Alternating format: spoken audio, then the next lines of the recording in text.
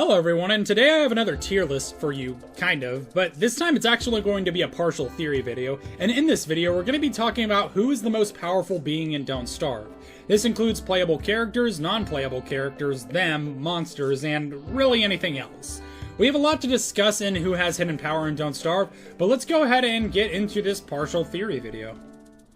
But with that, the first character I will investigate is actually going to be Maxwell. Now, some people may think Maxwell is the most powerful character among the players, and although he is definitely on the higher end in regards to lore strength, I actually believe Maxwell to be outclassed by several other playable characters in means of power lore-wise.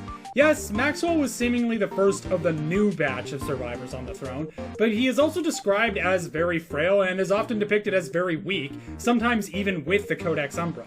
Maxwell did have a great deal of powers as Master of the Shadow Throne and Codex Umbra, and he does retain some ability of Shadow Mastery off of it, but Maxwell is ultimately not the one calling the shots, and really just stands as nothing more than a simple mage barely using shadow magic, barely different from Wickerbottom, and speaking of Wickerbottom, she has the knowledge of hundreds and possibly thousands of years of human history, all retained in her memory alone, and even more so if you were paying attention to her short.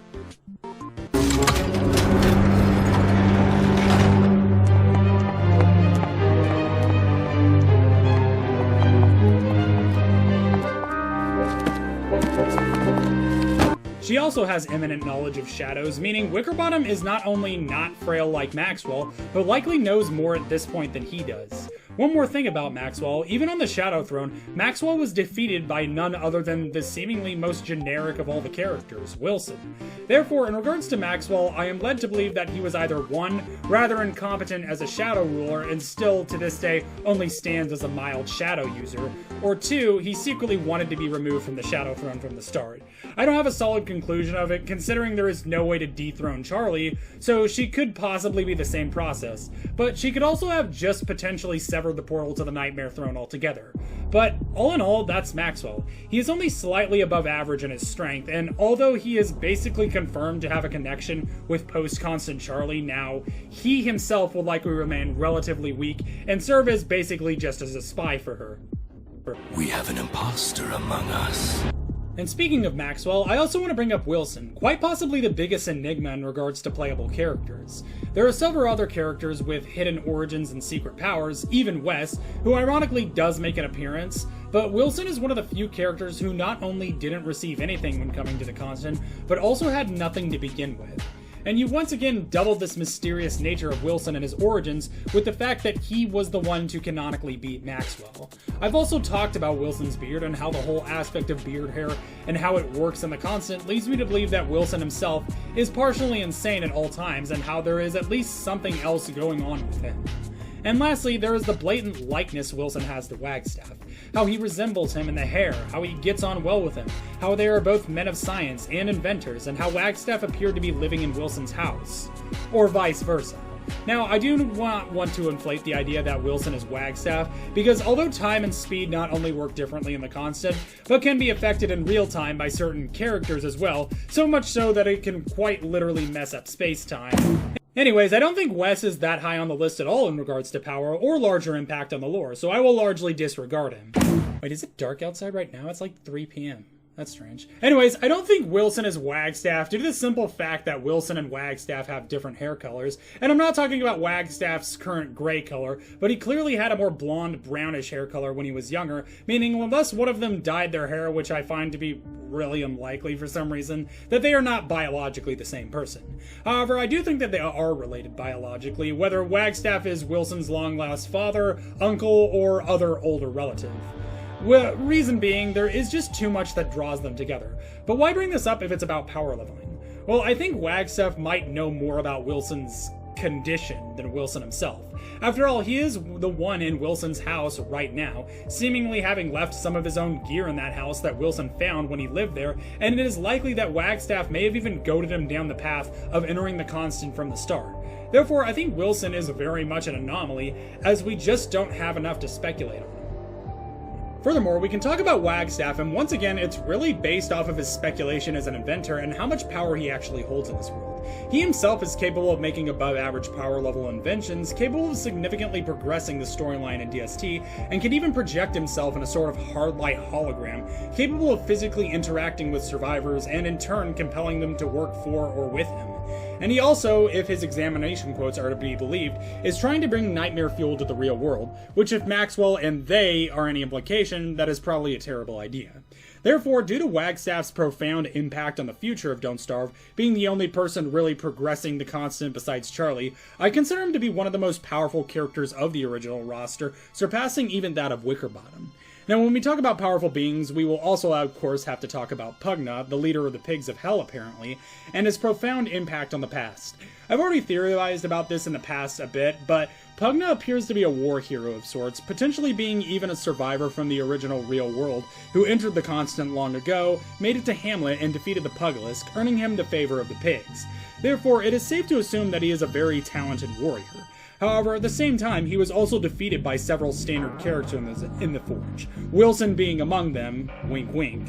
So it may be that he isn't that much further on the chain than a warrior, like Wolfgang or Wigfrid. We can also talk about other characters who I personally believe will have a profound impact on the future, and that is either Methius or the Ancient Herald. I'm not saying that they're the same person, or if I know for certain which of them are being expressed here. However, Methius, if that is him, was able to ascend back to some level of conscious, or at least semi-self-awareness, after being metaphorically devoured by them. And if we are talking about the Ancient Herald, he has openly displayed reality-warping abilities capable of altering the world around him to benefit him. Summoning frogs out of thin air, culling volcanic rock from the sky, seemingly all the way from Hamlet, raising the souls of both pigs and ancients alike. Therefore, both of these characters are extremely powerful, and both of them are likely going to be at least somewhat connected to the future of DST. But that being said, I want to go back once again and talk about another overlooked playable character, and how she might actually be the most powerful out of all of them. I'm talking about Wanda. Now, Wanda might actually one day garner even her own theory video for how important I think she is, and the reason why she is so important is because she has limited control over the reality around her in regards to time, and potentially even beyond that. In Wanda's short alone, we see her using a watch to seemingly move her back in time to a previous place she had been, with one of her many clock abilities. She also has the ability to regress her age to a previous time. However, in her short, she also has an event with one of her clocks that causes her to seemingly destroy a fabric of her own world for a brief moment, and that was seemingly the event that locked her in the Constant.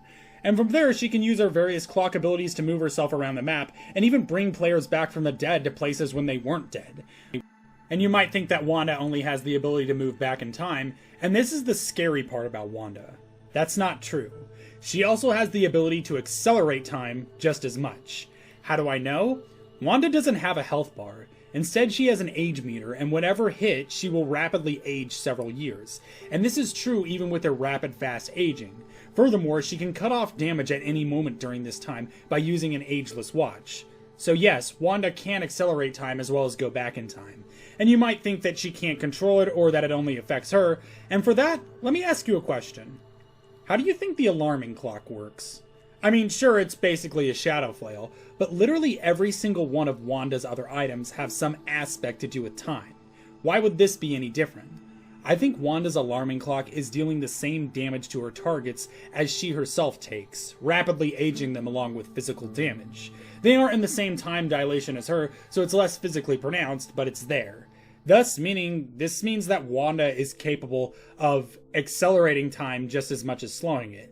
Therefore, I have to say that Wanda is probably one of the most powerful characters in the Constant. But anyways, that's going to be it for this video. If you want to see more content like... Hello everyone, and today I have another tier list for you, kind of, but this time it's actually going to be Man, is it dark out already? Anyways, another character we can talk about is of course them, and how they appear to be the closest things in the Constant to gods, even though there's multiple gods in the Constant. It appears as though they are the most powerful ones, however, being greater in strength to even the Gnaw. But however, they are the ones that also bring the most esoteric horror and attempt to subject others to their will.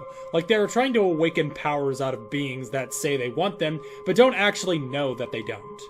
Sound familiar, Maxwell? Are you sure? Guess who's finally getting his powers? Are you sure?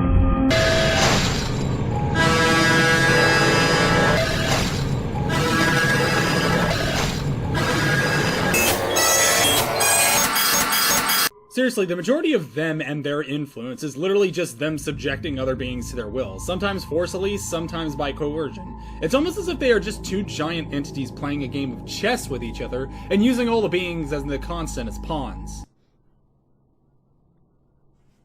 Anyways, currently, if there was a being the most powerful, I would probably say that it is one of them. However, we aren't done yet. You remember how I stated earlier of just how fast speed is, and how important speed is to the speed of your game? Well, you know how Wilburwin Quadrupedal is the fastest playable character, only matched by a Wonky, and they are the fastest beings ever.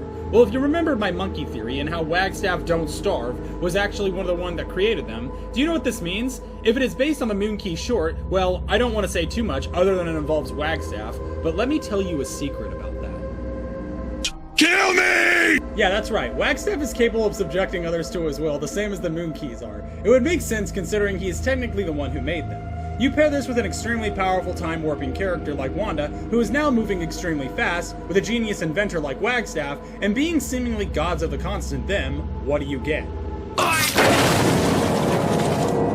Hey everybody, and welcome back to Wait, hang on a minute.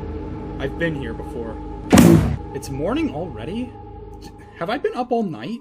But ultimately, what I am saying here is that Wanda, Wagstaff, and them are all three extremely powerful characters who are all able to openly warp parts of reality to their own will in some capacity. I'm not saying or even trying to imply that Wanda is evil, rather she simply doesn't understand what she's messing with. Same with Wickerbottom. She after all had notes of the same shadow research, and there are other dangerous entities too, such as the Gnaw and whenever his next plans, and the likewise connect character work to it. And even more so, the likewise connected character to them, which is Wormwood. Why do they have these characters that are fundamentally linked to each other? Pawns. But ultimately, I think that Wanda should be watched very heavily, because her time acceleration ability literally has the ability to destroy everything, as we've seen in her own short. Hey, what's slashing, guys? Slasher here. And today I'm gonna try to do a Don't Starve lesson.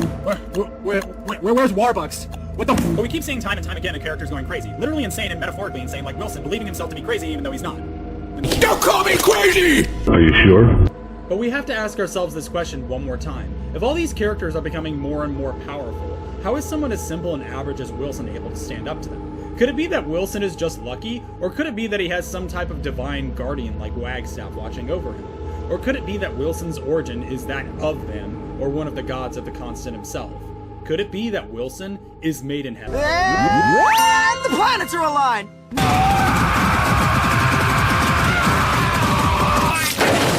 Okay, yeah, April Fool. I know this video was a complete mindfuck. The theme of this April Fool's joke was speed, and I know I have also been putting off my 100k subscriber videos too, but I'm almost wrapped up with what I need to. Probably by the end of this month, the month of April, I will be able to actually get to work on those. Beyond that, I have a whole compendium of big videos planned for the future, and I'll also be getting to work on those videos as soon as possible. Anyways, I'll leave this one here. I'm not sure how it's dark outside still, and there's also this disc on the floor that has a picture of a two-legged horse.